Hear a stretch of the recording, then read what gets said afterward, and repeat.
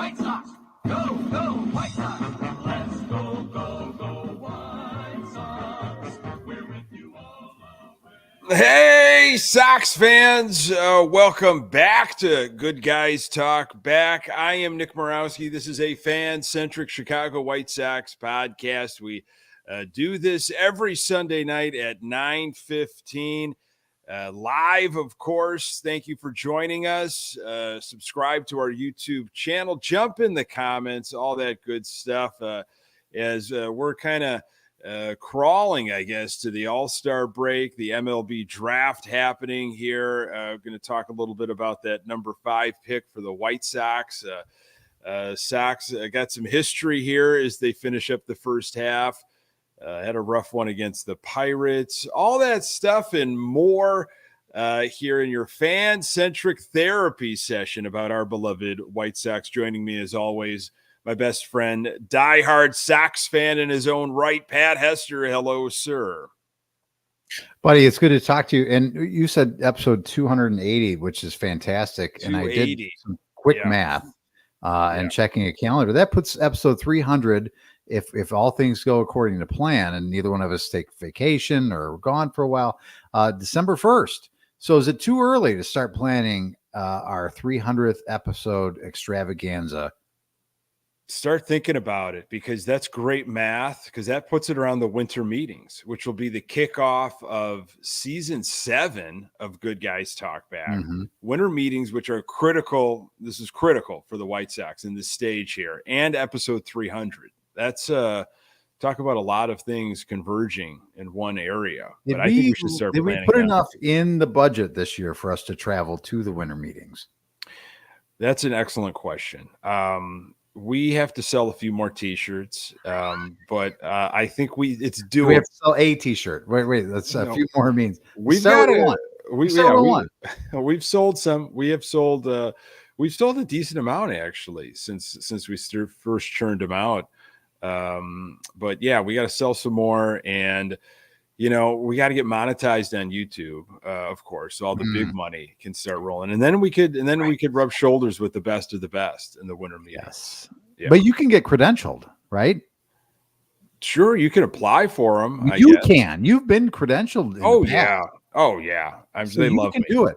Yeah. I think, with your help, fans, for a cup of coffee, whatever you pay for a cup of coffee, you could send Nick and I to the winter meetings. I want to see Nick in the old timey, hat with the press sign out of the top of the hat. I think that's what we need to have. We need to have that happen, because Nick needs to be at the winter meetings. He needs to be asking the hard hitting questions of why, how, and when. All the things that need a lot of whys and a lot of hows. Why? Please tell me why.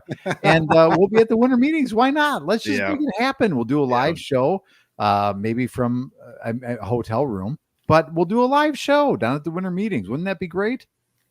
That sounds amazing. It really does. That would be a great way to celebrate episode 300 and something to think about. We've got time to plan that. You and I are going to be getting together soon, rubbing shoulders in the flesh, and we've got time to plan this now. So that should be on our agenda. There's a lot of flesh. Yeah. And John points out that yes, I did put on sunscreen today. I was outside again. It's a simple concept. You get a tube of it, you apply it to your face. I did the spray on. I did a drive-by situation, like an Italian shower there, and I was good to go. Yeah. All right. Well, it's the summer. You're looking a little rosy. That's fine. I'm just concerned. There was a time years ago, I think it was in college, where you went on correct me if I'm wrong here on the details, but you went on a vacation to visit some people, or you were out somewhere sunny, and you had massive sunburn on your face. It started peeling.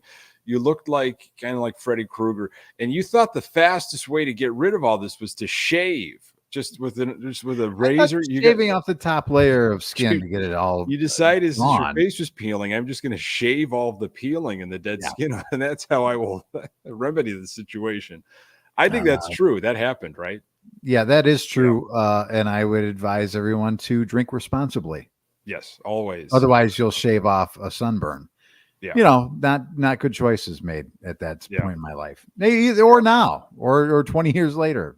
So horrible choices. Yeah. being made. It's crazy. We sit here at episode 280 and we're talking about this draft and there is a lot of excitement, but there's also a lot of I think wake me up when some of these players actually get to 35th and Shields. Will they make it there? Are these just a collection of names that might be traded in a couple seasons? We'll talk some of those ideas. I think the Sox have got pick number 43 coming up very soon. But they had their 5th pick. We'll get to it. Sox are 27-71, Pat. 27-71 to finish the unofficial, official, whatever you want to look at it, first half. It's the All-Star break coming up. So they say the first half, but we know technically the first half kind of occurred already. Sox are 44 games under 500, 32 and a half games back in that forgiving AL Central with a minus 177 run differential. I mean, historically bad. And we'll get to some of that in a moment when we kind of wrap the Pittsburgh series. But, in a summer, we're getting to that meaty part of the summer here, where it's like, you're just, people are off on vacation. They're enjoying themselves. I'll ask you again, have you further distanced yourself from this team in terms of watching, following, anything in real time? Or is it a lot of just, I'll just catch up whenever I do have time? It's not appointment at all. It's still catch up when I have time. I got in the car just in time today to hear Leisure, completely implode today. So I heard that live on the radio, which was fun. And, listen, there's no angst about it. There's no, wringing your hands, gnashing of teeth. It is what it is at this point in time. And, now it's almost, again, the most interesting thing that's going to happen between now and the rest of the year really is the trade deadline and seeing what happens there. Nick, I don't have a lot of passion or drive or desire to seek out a baseball game at this point in time. I mean, it's almost like you've been beaten down so badly. It's the apathy has started to kick in a little bit. There's still a checking of scores here and there. Want to see, okay, well, they're down 6-3. How did they get their 3 runs? I'm interested to see how they got the runs, I suppose. But I'm not really interested to tune into the game. I mean, if you'd asked me like my half year report card on a Schriffen, I'd say I haven't really listened to much. I haven't really watched. I haven't really listened. I can't really tell you if I have a strong opinion about him or not. I can't really tell you, where the troubles are on the field. I mean, it's the same thing night after night, day after day. It's you have guys going out there that aren't qualified to be relievers, getting in games and not able to hold leads or keep teams in games or keep the team in the games. And you don't have enough offense to score enough runs on a day in and day out basis. So, I mean, it's Groundhog Day. Every day is Groundhog Day with this team. So to get all hot and bothered over it, there's really no reason for it. Yeah, I think the hot and bothered comes with the same stuff that's happening, and there isn't a change, and I feel like maybe there's not a way to change it. And maybe they just simply don't have the personnel. I don't think that's the case. I obviously don't believe they have the right manager or coaching staff in place. Would it change everything? Not at all. Of course not. You replace Pedro Graal tomorrow, and the team is still going to be bad. Will they be better prepared? Will they be able to, try to win a little bit on the margin? Maybe give a crap. That could change.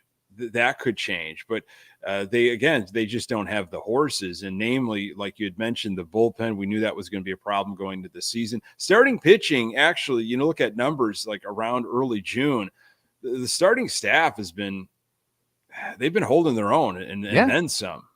Serviceable. So, I'd say maybe even better than serviceable. I mean, honestly, that's a good enough staff with even just an average offense and an average, just average around them. I mean, this team is probably, I don't know, 25 games better. Is that crazy to think?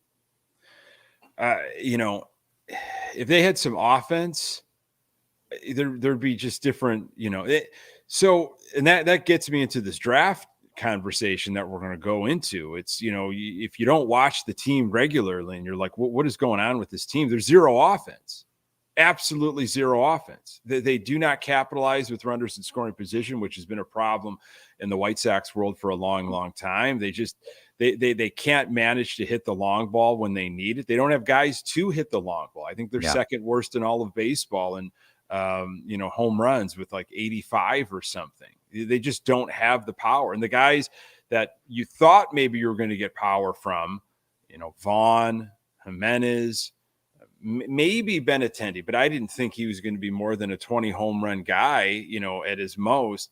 You're getting zero power, so I thought for sure that they were going to look for a bat, like get a bat with the number 5 pick. We need offense here. And I know it's not something that we might not see for another 3-4 years or whatever that may be, depending on, the player, but Sox have had major problems developing guys. I mean, that's like an understatement, so it's exciting. The draft is exciting. We add new guys to the organization and there's hope and look at this guy. But I always come back to, you gotta hit on the right guy, but there's always that development piece. It's like, can they develop them, and will they even make it to the big leagues? Or how much time do we have with them? Garrett Crochet drafted in 2020, and we saw him right away.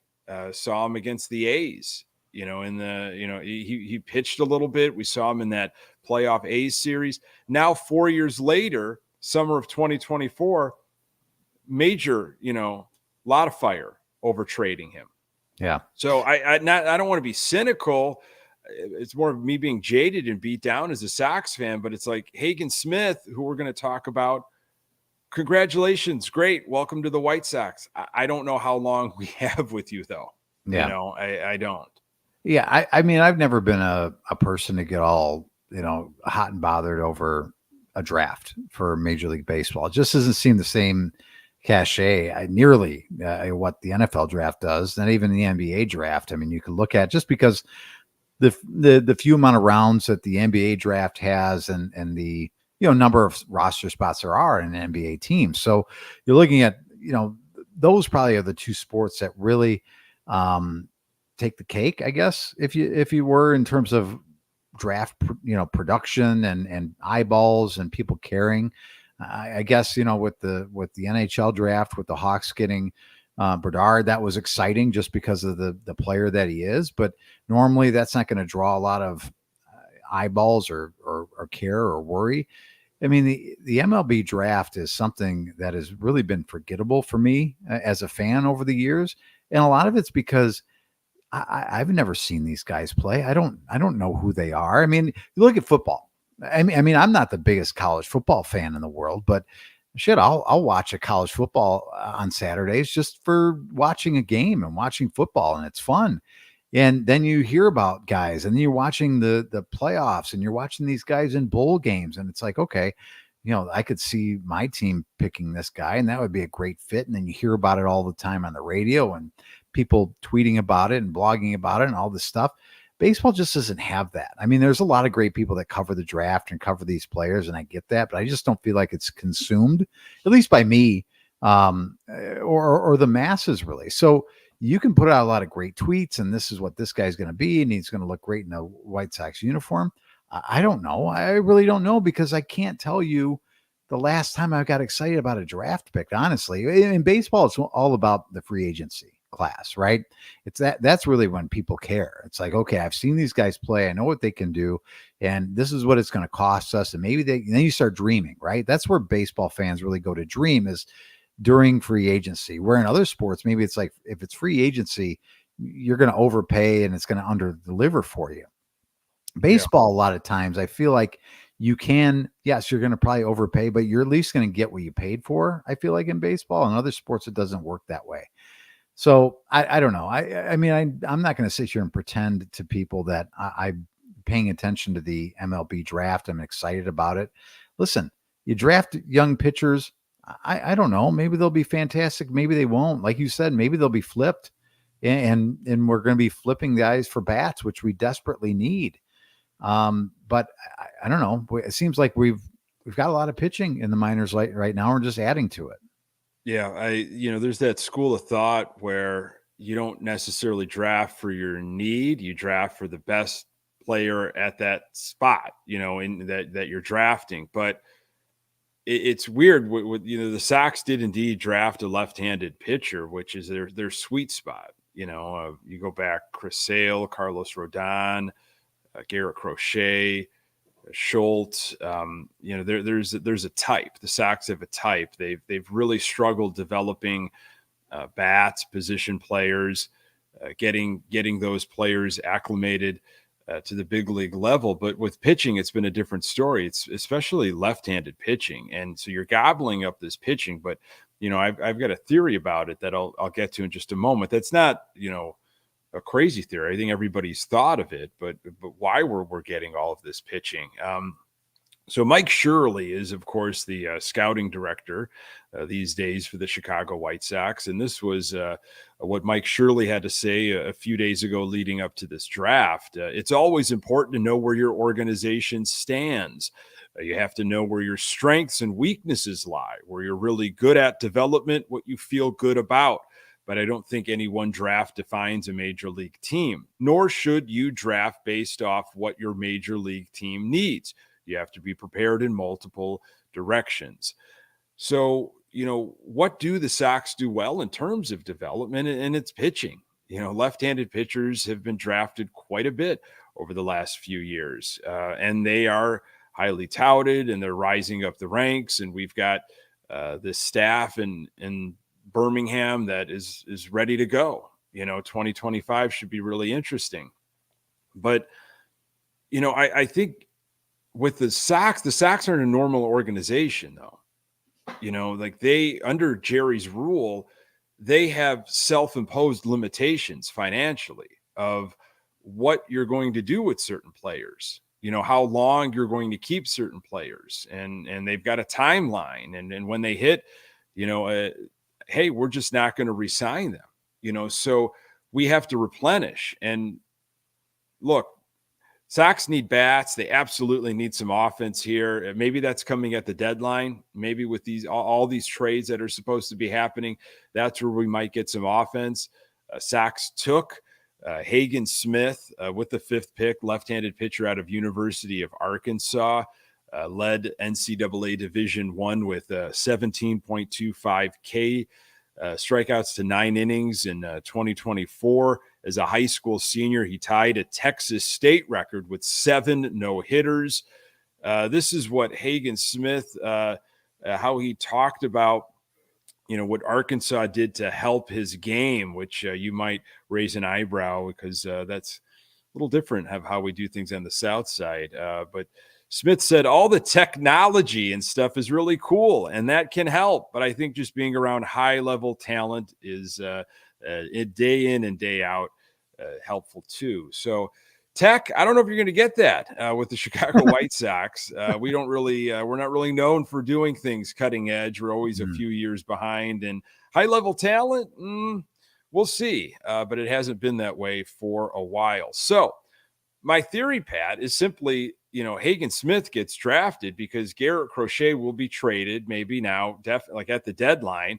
And, as Noah Schultz moves up, Kai Busch, these others, Hagen Smith is just right around the corner then, and he'll be the latest. Yeah. And we'll get Hagen Smith for maybe 3-4 years. And then it's like, see you later, man. Thanks so much for everything you did. And that's how this machine works. I hope I'm wrong, but that's what it feels like. That's interesting you say that, Nick. I mean, listen, that could be true. But again, I really don't know what the plan is. I think we'll have more of an idea what the plan is over the next, 15 days or so. But I think it's interesting. That was Shirley that you quoted earlier, right? Yeah. If memory serves. And did I understand what you said, right? You don't draft for what your major league team needs. Is that what he said? Is that, am I hearing that correctly? I don't, I get it, I guess, from the standpoint of you're looking at, listen, we have a board and we're going off of best player, which makes it pretty simple, right? This is how we have everybody ranked, and regardless of position or need for the major league team, we're going to take the best players available. But at some point, don't you need to look at it and go, for a team that hasn't had a right fielder or second baseman in, I don't know, a billion years, wouldn't you go, maybe we should try and draft one of those types of guys? Maybe we should look at the best right fielder in the draft and get one for ourselves. I think I think that is something that you do maybe when you're a successful organization, or you're in a spot of like we're winning our division, 5 or 6 years out of 7 or something like that. And we're always in contention, going to the playoffs regularly. We have a great organization. We've got a great minor league system. We're always replenishing the major league roster. So we have the luxury of going out there and drafting best available player. I don't know that you can do that in the Sox situation. I think you have to look at it and go, man, we need to draft a guy that's going to take over in right field for the next 5 or 6 years.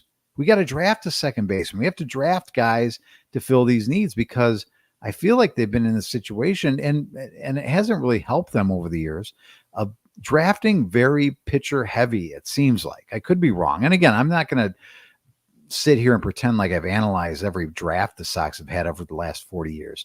It just seems like they've always put an emphasis on pitching, which I get why they would do that.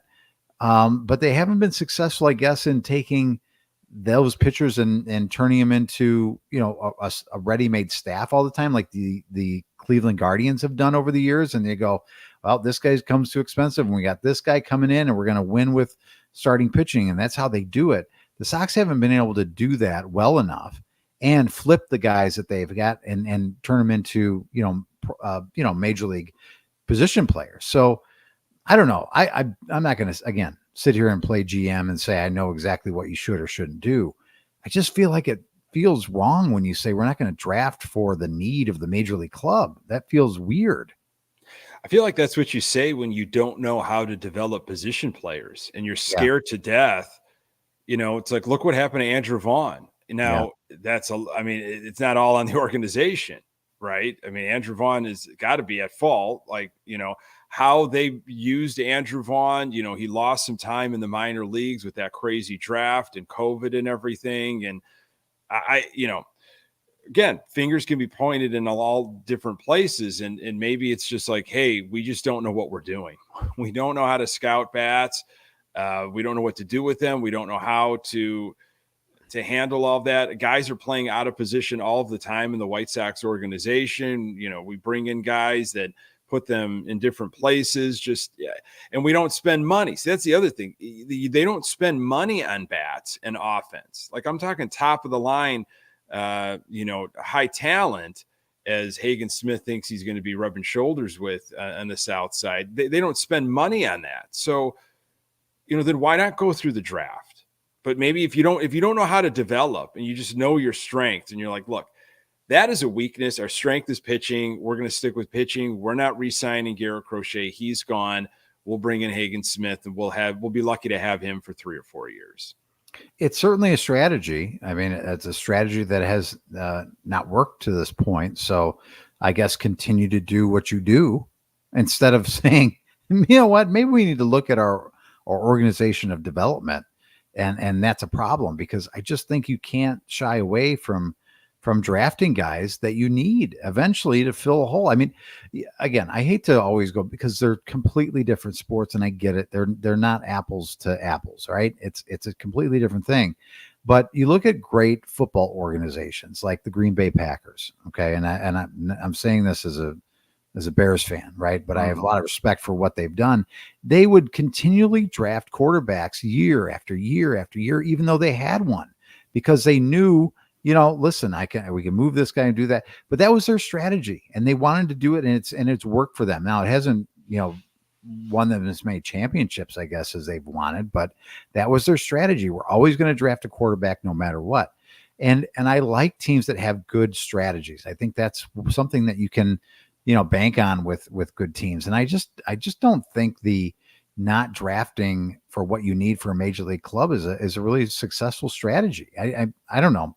It just bothers me. And I know you didn't want to spend this time talking on that one quote of that one thing that he No, that's fine by me. pointed out, but it just irritates me. It It really irritated me a little too. I was surprised with the pick. I mean, he's a stud pitcher, you know. I mean, nasty pitcher. If you watch any of the film, and you know, reminds you of a lot of the other nasty left-handed pitchers we've had in the organization.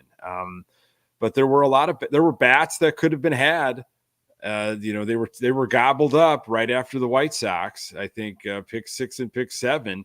You know, there were bats. So there were guys there, and I was a little surprised by it. But again, when you have a type, you have a type. And I don't know if this is a precursor to what could happen at the trade deadline or this off season. And they kind of know. There was some stuff from Bob Nightingale this Sunday morning. Bob Nightingale said the San Diego Padres recently made an offer for Chicago White Sox ace Garrett Crochet, but it was quickly dismissed. While rival GMs are uncertain now whether Crochet will be dealt, the White Sox still fully intend to move him. Again, that's from Nightingale. So when you read that, and, you know, everyone's salivating over this possible rotation, maybe in 2025, 26, and you factor in Crochet. Don't even think about Fetty, but if you factor Crochet, it's like, not so fast. There might be a method to the madness here. We have to replace the lefty that's going to be dealt. Bob also went further and said the Sox, who were uncertain that oft-injured center fielder Luis Robert Jr. would have high enough trade value to move, now are cautiously optimistic they can trade him. Wow. They still are open to moving anyone and everyone, believing that starter Eric Fetty should bring in a nice return too. So interesting. Wide open. Business is wide open. Well, you know, if Bad News Bob says it, then it's probably happening. And it's interesting that he threw in they're optimistic on moving Robert. Which, man, that kind of hurts a little bit, right? Because that was the can't miss 5-tool superstar type guy, the superstar we haven't had since Frank Thomas. And I'm not going to sit here and say that he's lived up to the billing, because he just hasn't been available enough to be a superstar, I guess you would say. And nobody notices him outside of 35th and Shields, really. I mean, in Major League Baseball. So I guess it doesn't hurt. It shouldn't hurt that much. It is business, but goodness gracious. I mean, the only things that you really want to say, I'm going to go out to the ballpark today to see this guy pitch and watch this guy play center field. Probably not going to be, you know, on the same field in the next coming weeks. So it'll be fun to kind of break down the haul that you get for those guys or lack thereof. And everybody's going to have an opinion on, did they get enough or, you know, what they got in return and was it worth it? But you're not going to really know, because I'm sure it's going to be a lot of prospect laden type of stuff. Exactly. That's the other side of it. Yeah. We can break down the haul, but you know, it's more of the, wow, look at who's gone. Look at all these players that are gone. And sure, you could get all excited about some of the names, but there's a good chance that you and I haven't seen a lot of those guys, you know, and I'll have to just trust, you know, the people that I trust at Future Sox that I work with, and, you know, what I read. But that's all there is, though. There's no guarantee, of course. You know, we've gone through this already. Look at the haul that the Sox got back, and we fleeced this team, and Hahn has won the offseason yet again. Okay. That's great, but where are the Sox now? You know, like, what have we done with all of this fleecing? And again, it's a different regime, it's a different era. I understand that, and Getz and Shirley, and I know there's a lot of trust in Shirley and happy with what he's doing, and Getz and everybody that he's surrounded himself with. But you know, again, this is just, I feel like this is never ending. I don't want to say perpetual, but again, the offseason is going to tell me a lot. You know, when there's money to be spent here, which they have, how are you going to address some of these issues and beyond? Well, I mean, it will be very interesting because, and something I didn't think about, and other people have brought it up, I think, in chats on our show, but we just really haven't addressed, and I haven't really looked into it enough, is, the deal with the players and the owners and the TV money and the uncertainty there, and how that all plays into how everybody's going to be doing business this offseason. It's going to be, it's going to be very interesting to see how that goes. I mean, a team that traditionally has been conservative, to say, to put it lightly, with some uncertainty, a new TV situation happening for them, probably a lot of unrest with sponsorships going into next year and where the team is going and where they're going to be at, talks about future with where the team's going to actually play.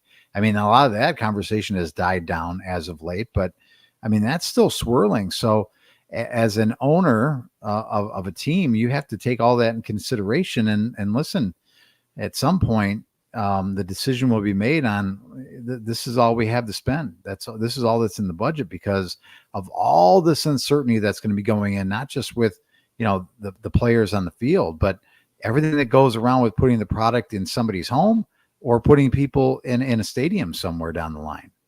Yeah. I feel like the Sox have lost so many fans from, let's say, August, September of last year, all through the off season. There are fans leaving constantly. I'm hearing about it. You're hearing about it. Just frustration, anger, confusion. Just, it's just something I can't follow. And I have a feeling that's going to continue for a while. There's going to be a lot of that going on this offseason because of some of those points you made of the Sox being very careful with a looming, labor contract, with this TV money, there might not be spending, there really might not be at the end of the day because they just don't know. They don't know. There's uncertainty in their mind and they're going to wait. And that's going to just completely rile fans up even more when they point to how much money is off the books and what they can spend. And there's a lot of, I don't know if it's going to get better anytime soon. So I'm going to step away for a while. I might step away for a couple of years and focus on some of the other teams in Chicago. And I'll check back in, when they seem like they've got their shit together, so to speak. Well, that is interesting, but the thing that changes it all is a winning season, Nick. And if there is a team, if this team does find a way over the next couple of years that just at least have an average year, I mean, that would be, I would rejuvenate fans like you and I. It'd take a lot to bring back the fans that are kind of bogged down the line of, listen, wake me up when you're serious type of thing. But I mean, guys like you and I are just thirsty for a 500 team. I mean, at this point, and if you think about it, and as I've mentioned before, a couple of years ago, we were, banging our hands on the table about a 500 team. Boy, we'd kill to have that right now. So I don't know. I think Phil said it in the chat. I'd kill for just a solid direction. Yeah. What are we doing? Yeah. Honestly, what are we doing here? Well, and I think that would be, it would nice to be, come from Getz this offseason. Like, okay, here's now the updated plan of attack for us. We've gone through the draft, we've gone through trade deadline, and now we're in the offseason. This is our plan of attack. We've addressed X, Y, and Z during the trade deadline. We've done this with the draft, and these are the players that we like. Now here moving forward, this is how we're going to build this up block by block. And we expect this to be, and I hope he's honest, X amount of years before we're back to where we can feel like we can contend for this division again. And we think we can. Now, I want to tell you, all you fans, because you're great fans, during this time, don't expect a lot of money to be spent on free agents, because we're probably not going to be contending anyway. Now, this is probably a little bit more transparent than a Chris Getz would give you, but I would appreciate that. I think you would appreciate it. I think everybody listening to this podcast would appreciate it too. It's like, okay, we live in reality too. We're big grown up people here. We can face it. Just be honest with us. And so we're not going into off seasons thinking, oh, well, that guy's going to be available and he's going to cost $1 billion. Maybe if Jerry really wants to win before he dies, he'll think about spending that money. He can't take it with him, blah, blah, blah, blah, blah. And we'll sit here running our, chasing our tails when it's, a fool's errand, if you will. So I would just hope, and Chris seems like he was pretty, upfront when he said he didn't like his team. And it seems like Chris has been pretty open to say what's on his mind. I hope he's going to be that way in the offseason and kind of give us the direction of the franchise and the plan, for how long we're going to have to endure this. Yeah, he did it reverse. He started out trying to really warm up to fans. And, I think we could flip this and be competitive and it shouldn't be painful and giving hope, of course, it was at that time where season ticket holders were on the hook of, hey, are you in or are you out? You got to re-up and all this, all this planning for the next season. And Chris Getz is spitting out all of this, just nonsense. And it was lapped up, I think, but not really, for folks that have been paying attention and following this organization and saying, well, how can you compete?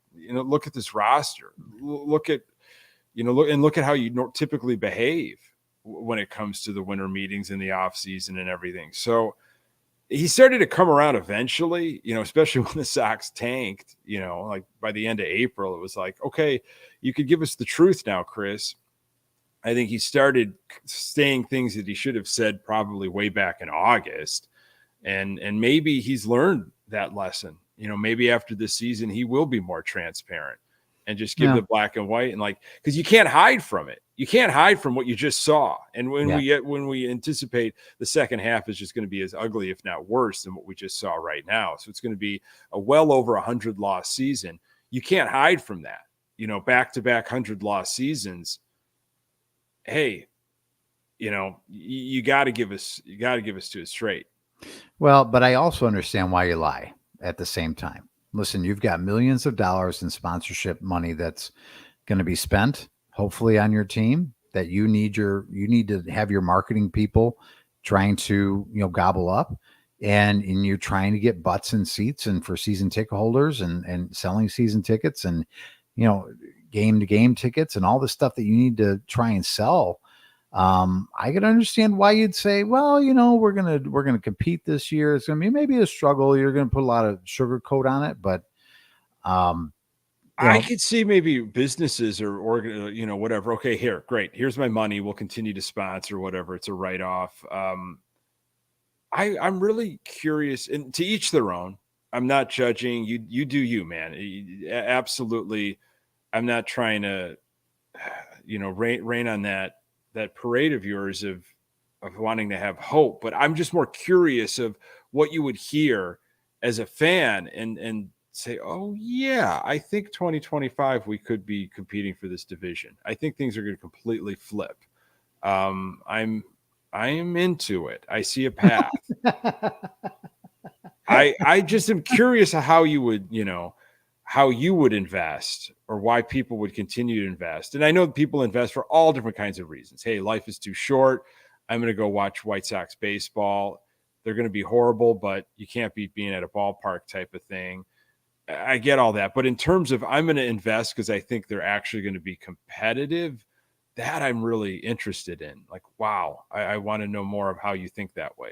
Have you run into fans like that? Have you run into fans like the ultra optimistic people out there? I have this past off season and even leading up into, through spring training, leading up to the beginning of the season. I heard from a lot of people that were like, I think it's going to be better than we all think. We could catch some people off guard, if we start off hot, there were a lot of people that were like, I trust in Getz, look what he's done. He's won all these different trades in the off season. Like we've got depth now and look, it's the central still. I heard all of that. And I would get, the hate directed at me of being, cynical or being, negative or pessimistic. I hey, you call me what you want, but I'm just being a realist. Mm. Like I see the team through eyes that I've watched closely for many, many, many years, and studied and read as much as I can, and what makes them tick and why they do the things that they do, and what's really the possible outcome, right? Like not the hope of, hey, we could land the top free, but no. What's the realistic thing that the White Sox are going to do? And the realistic part of me is like, I don't expect much. I really don't these days because of their track record. Mm-hmm. Well, it looks like another pick is in. We're not the live draft show, but of course, let's break down with the 68 pick. The Sox select Blake Laron or Laron. How would you pronounce that? Laron or Laron? I like Laron. Let's go with Laron. Let's go with Laron. Yeah. Another pitcher from Florida. Your thoughts, Nick? Not surprised. Florida, don't care too much for it. Too humid. No? Way too humid. I would never retire in Florida. You wouldn't. Can't. Where would you retire to thick. First? Where would you go? Let me think about where Nick Murawski would like to go. Arizona, you like because it's dry, so it'd be good for your sinuses. But it is very hot. I could see you going to like a Dakota, like in the mountains somewhere, like being. I've thought of Montana. I've thought of like a Montana. San Diego is really intriguing. If money was no option, San Diego, Palm Springs. Oh, those are tasty. But yeah, something a little bit rustic could be right up my alley. There you go.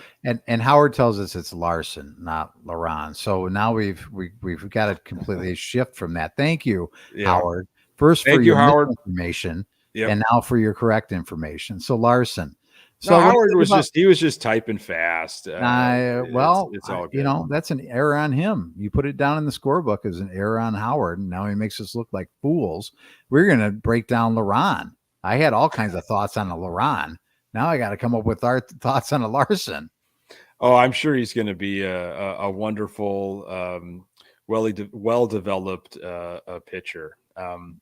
This draft will be going on for a couple days. The Future Sox folks do an outstanding job. Ian Eskridge, James Fox. It's just wonderful. I mean, the time that they commit to watching and understanding and really breaking down these prep college stars, it's fascinating. I mean, and to really be educated on it, it's like a full-time job. So I trust the experts at Future Sox. If you're not following the folks at Future Sox or subscribing, it's weird to promote other podcasts. I don't know if you know that, Pat, but boy, people are so like egos are crazy in the White Sox.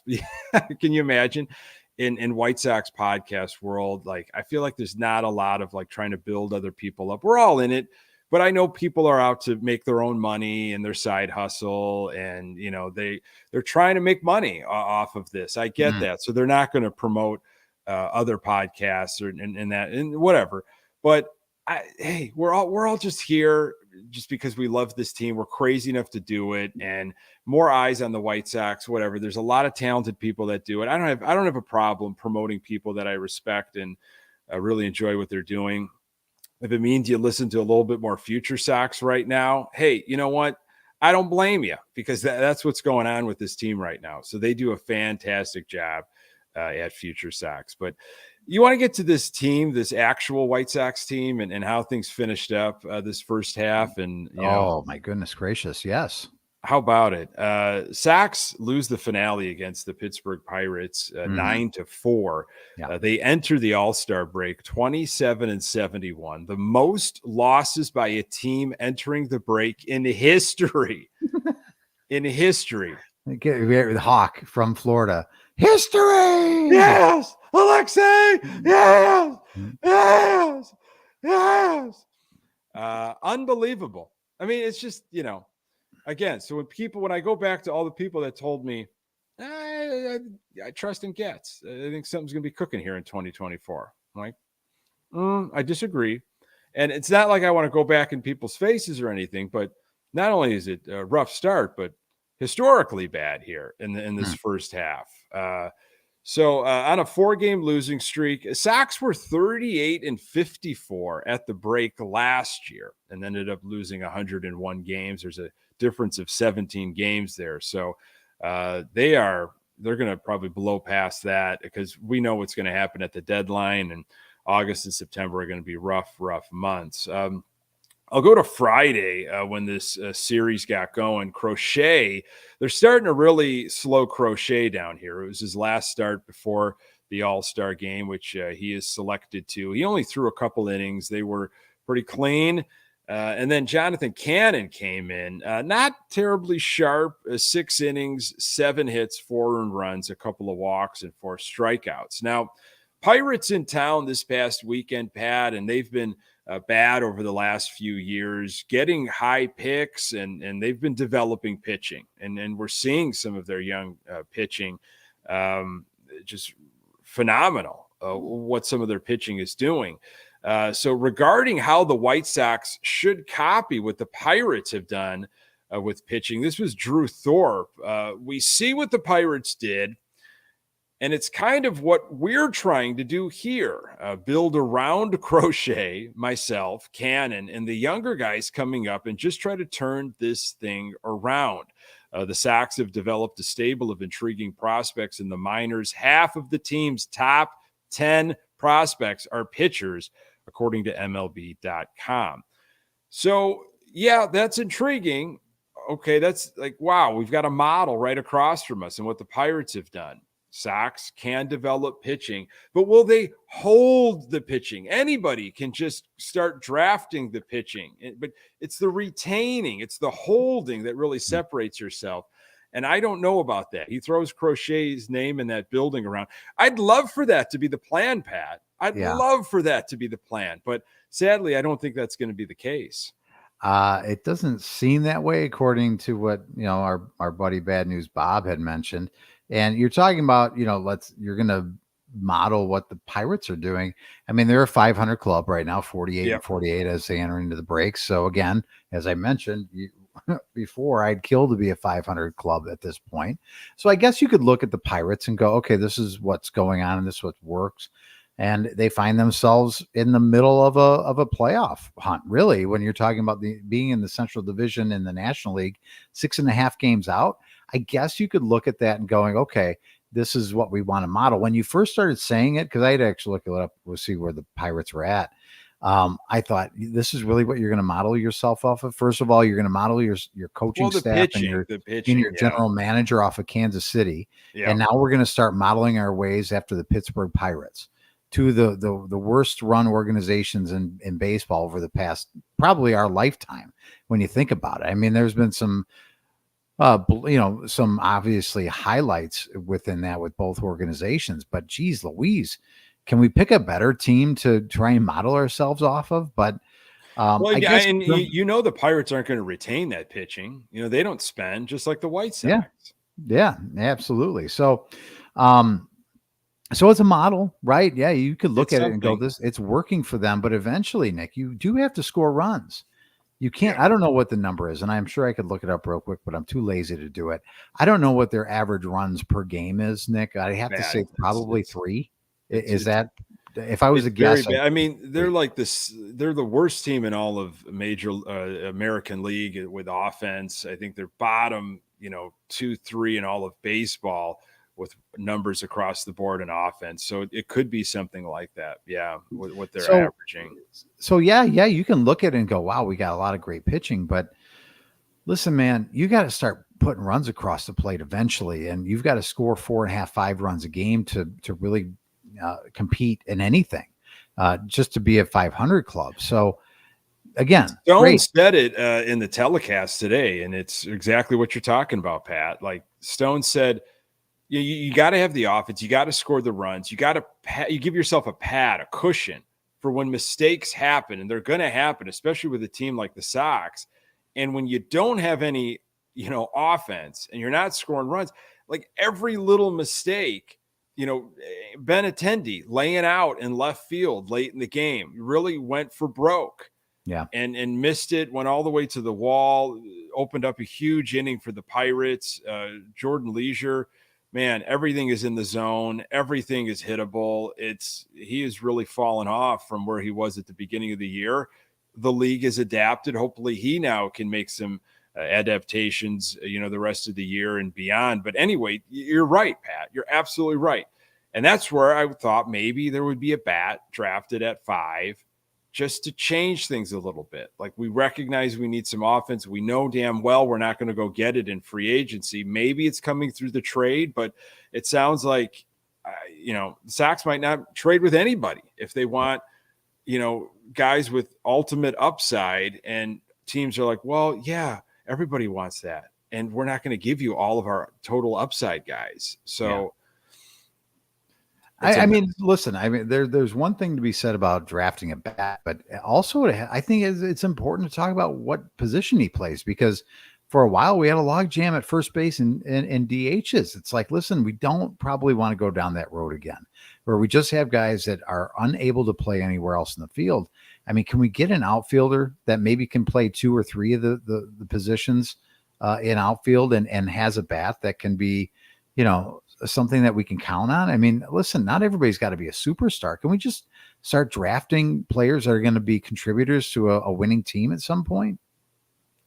You'd think.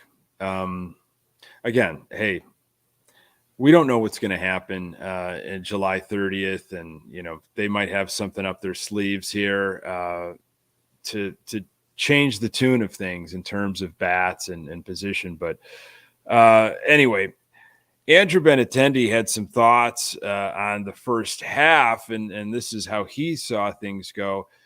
It's not the first half we wanted, but we just got to keep showing up, playing hard, said highly paid Andrew Benintendi, who had a god-awful first half and really hasn't done much in a White Sox uniform.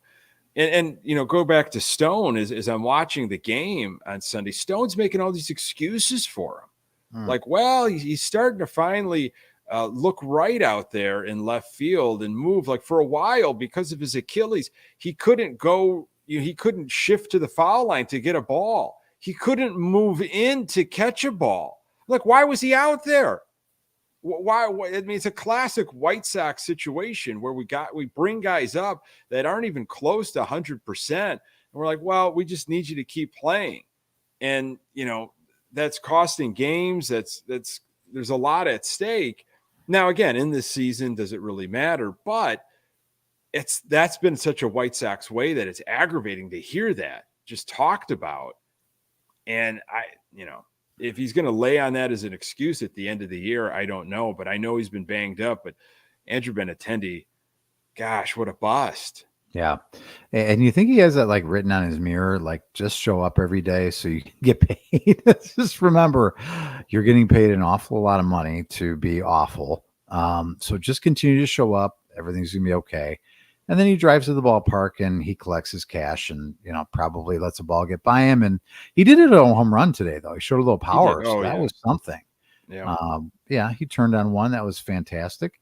And, it'll only feel like another eternity, but it's 3 more years with an Andrew Benintendi, right?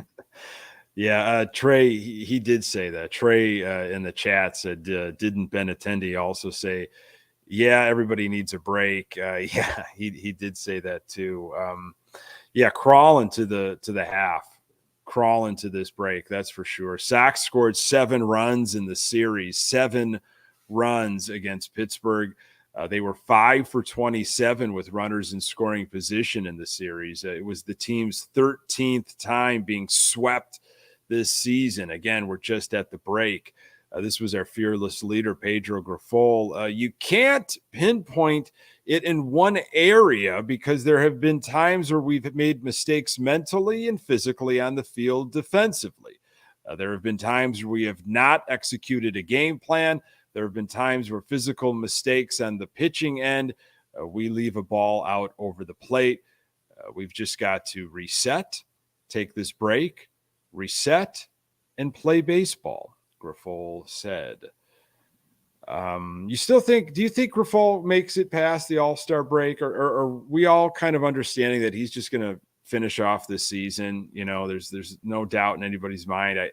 I feel like I'm kind of at that point, Pat, where I think he's just going to end this year.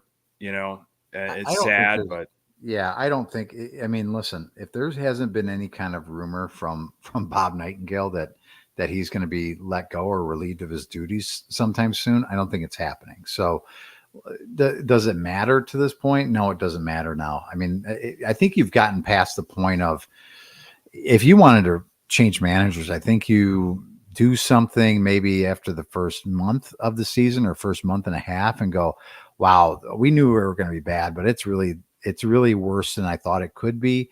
He has no leadership skills. The locker room is not playing hard for him. They've kind of just tuned him out. We can't allow this kind of culture to continue because we want to make things happen. And we've got to start the change now. I think that's kind of that time is really past. I mean, it's really now you look at it and go, well, there's going to be built-in excuses for him, right? There's going to be, you already got the injury excuse that's built in for him. You've got the excuse of he doesn't really have a bullpen. So that's kind of Tefloned him, if you will. So there's all these things that you can kind of in a press conference come up and go, well, he didn't have this going for him. He didn't have that going for him. But in the first month and a half, if you would have said, listen,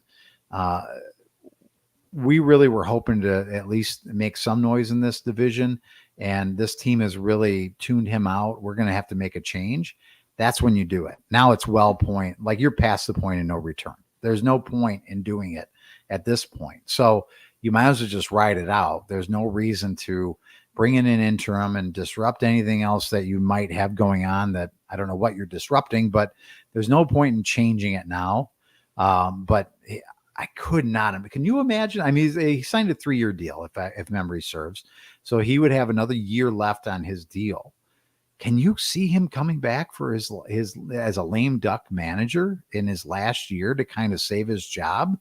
I mean, is there anything he could do? Because there's no, at this point today, there's no reason to believe that they're going to be, not a last place team next year in this division.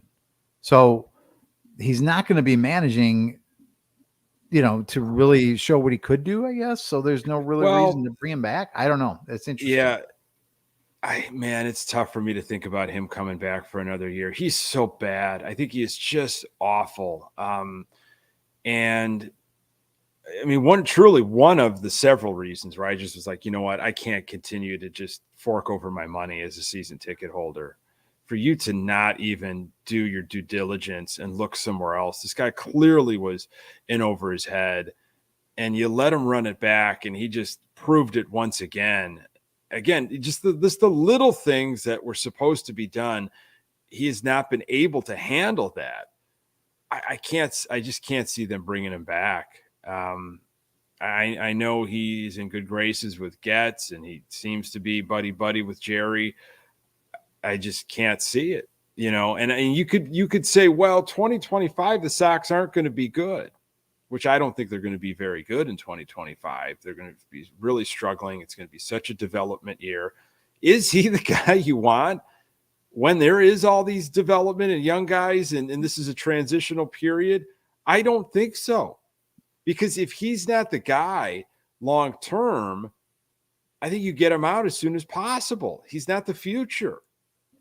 Get somebody in that can really be with these younger guys that will be able to see the fruits, down the road, and that has experience doing this and is successful at doing this, has managed before in these types of situations. Could the Sox even afford somebody like that? Would they want to come to the South Side? Those are other big questions. Well, one thing I'll always say is there's only 30 of these jobs. So everyone is probably if it's your first time gig, it's fulfilling a dream come true if you're a major league manager. So I don't think there's a lot of people out there in positions to turn down these types of jobs. Will they pay, for a top candidate? That's never been done before. But at some point you have to reestablish who you are as an organization and reestablish who you are as a culture. And you can do that if you want to go back to, let's say, like a Ricky Renteria type hire.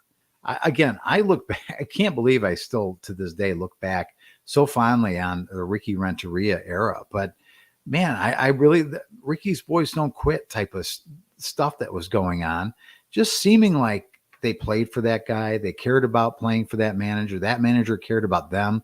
Now, was he the best manager that there ever was? No, but you kind of knew it was a bridge to hopefully something better when this team was ready to compete and ready to win. Little did we know it was Tony La Russa. But listen, that's the type of guy you can have, so you can kind of fill both needs. You can change a culture. You can have a developmental type guy. You don't have not a lot of pressure to win, and do all those things. And at the end of the day, if you say, listen, you've done a great job getting us from point C to point B. Now we've got to get somebody to get us from point B to point A. Okay, fine. But I'd caution them and I'd say, listen, look at what this guy's done. Maybe we don't need to run this guy out of town because we're so happy with the way he's brought this along. The grass isn't always greener. Listen, they don't have to be caught up to speed. Right. You know, like they don't have to be. It's really difficult to completely explain. Like, okay, you're leaving a job, right? You've done a job for a long period of time. You got somebody in that's shadowing you, taking over. There's only so much. Like they don't know. They just don't know what you know, and that takes time. There's no way you can replicate that experience. And that's what would be so challenging. That's why it's like, you know, your players, you've seen them grow, you know, their tendencies, you know, their strengths and weaknesses. You've seen them battle, you know, you've got 3 years invested in this. You're asking somebody else to come in and learn everything. Again, I don't think Pedro Graal was the right hire to begin with, but that's a whole nother story. I would love for them to make a change. That would show me a lot if they could make a change. And I don't know, Clutch. I don't know if there's going to be a real search. That's the other thing. That there might not be a real search, which is a shame. And that's also a shame that we as Sox fans, like, we have to always be questioning that because of this organization. Will you actually do a real search? Will you actually go away from nepotism or like no strings attached? Like, just find the smartest mind. Like, can you scout that? You're good at scouting left-handed pitching. You know, are you able to figure out who a good manager would be? Well, I'd be open to the idea. And again, I wouldn't know him from Adam, but you know, the minor league system has had some success. You know, if you want to promote from within, I'd be open to that. If you have a guy that's in the minors that you want to bring up and be your major league manager, that'd be something I'd be open to, because you're gonna have so many young guys coming through. You would have to think that this guy has a good eye for developing players and understands them and maybe has managed them in the past. I'd be open to that, you know, in the next several years, opposed to bringing in a no-name manager, you know, that may or may not do anything. Who knows? But I'm okay for promoting from within. Is that crazy? That's not crazy. If you trust these guys, and obviously there's been success, and to keep all those guys together as you move them up, and it's like you may be questioning where the future is exactly. I don't think Pedro at all factors into the future. So look at a guy that's been with some of these players that are moving up. You're in this developmental stage for 2 to 3 years. Bring them up, you know, and why not? You got nothing else to lose, I guess. I'm fine with that. It could work. I mean, it may not, but listen, if you're just in a transition period anyway between, you know, again, developing your major league club into something that could win, what would it hurt to bring in a guy and give him a chance? That's already within your organization, understands how it works, knows the system pretty well, and again, seemingly could be an opportunity to develop guys. Yeah, it's there's a lot, man. There's a lot. It's when you really sit down and you think about it, with the state of the White Sox, it's troubling. It's troubling in a lot of different senses. Yes, there's some exciting arms in AA and in the minor league system, and There sure is, but there's a lot of other stuff that really makes me lose some sleep. Somebody that I don't think we're going to be worrying too much about after this season is Eloy Jimenez. I don't believe he'll be wearing a White Sox uniform beyond this year, nor will Moncada. And he is factored in our Pedro Graal quote of the week here, Pat. Okay. So designated hitter Eloy Jimenez has yet to hit a homer since his return on June 23rd from a strained left hamstring. Jimenez has a 70%, something like that, ground ball rate during that span, which is drastically above league average, which is 42.5. Graal, though, isn't too concerned about Jimenez's poor results at the plate. Now, here's Graal. This is your quote of the week. His ground ball rate is just a little too high, Graal said. He needs to get the ball in the air. Again, he understands it. He's done it before at this level. He's had a lot of success at this level. It's a matter of finding that swing, finding that rhythm and tempo that he needs. And that's your quote of the week from Pedro Graal. He's had a lot of success at this level, huh? Yeah. How about that? A lot of success. He's got a Silver Slugger award. If that means how do you get a Silver Slugger award? I mean, I feel like they just kind of hand those things out. What is it really? What goes in? What are the qualifications? Do you have to have a pulse? Do you have to actually have swung a bat? You know, it has Silver Slugger. It has you, sir. Congratulations, have won a Silver Slugger. Surprise.